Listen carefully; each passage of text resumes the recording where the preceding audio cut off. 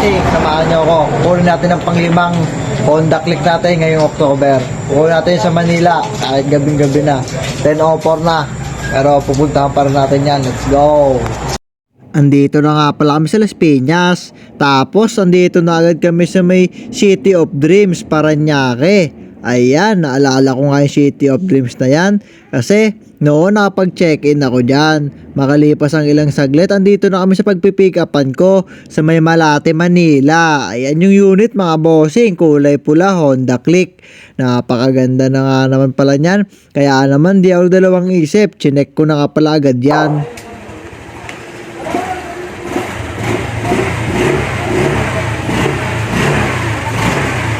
Pagkatapos nga may sound check, tinignan ko naman yung mga ilaw. Yan, signal light sa right, tsaka sa left. Pagkatapos, okay naman, chinek ko na rin agad yung chassis number.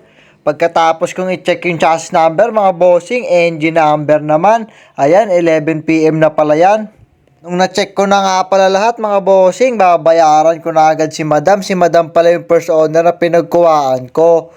At ayan, inabot ko na kay ma'am kasi kompleto naman. Tapos binilang niya na. Si ma'am pala sa bangko nagtatrabaho, kaya naman napakagaling magbilang ng pera. Pangit ang bilang mo, ganyan naman ganda oh. Gago! Pagkatapos nga bilangin ni ma'am yung pera, tinanong ko nga pala si ma'am dyan kung original yung pera ko. Original naman lahat na. Gago! Pagkatapos ko ang bayaran, umuwi na kami kaagad. Baka magbago pa isip ni ma'am dyan kasi napakaganda ng unit niya. Let's go!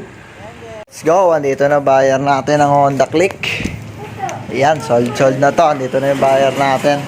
Kinabukasan nga may buyer kaagad ako. Ayan, buyer ko si Bossing, taga Bacoor. Tinesting niya na nga pala yan oh.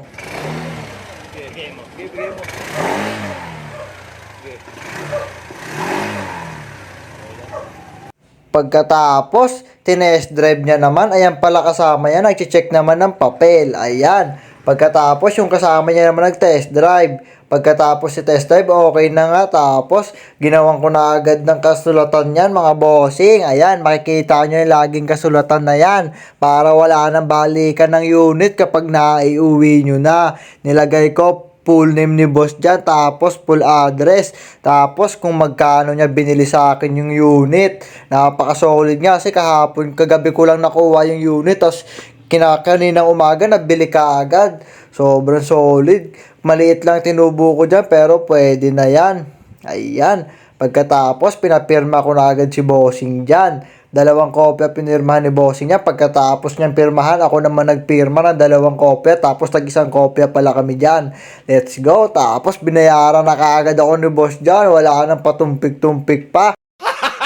Gago! Akin ni boss yung unit, 46K. Tapos nakuha ako ng 41K. Pwede na yon. Halos oras lang pagitan. Nabili ka agad. Ayan, maraming salamat talaga kay Lord. Maraming salamat sa panonood dyan, mga bossing.